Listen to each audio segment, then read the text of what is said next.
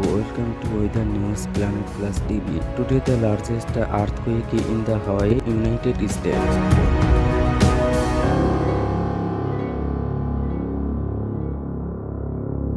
A magnitude 3.9 earthquake hit Hawaii. 34 earthquake in the past 24 hours. 111 earthquakes in the past 7 days.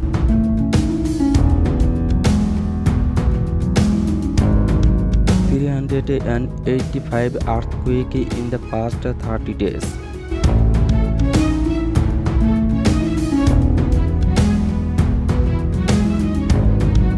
7,207 earthquakes in the past 365 days.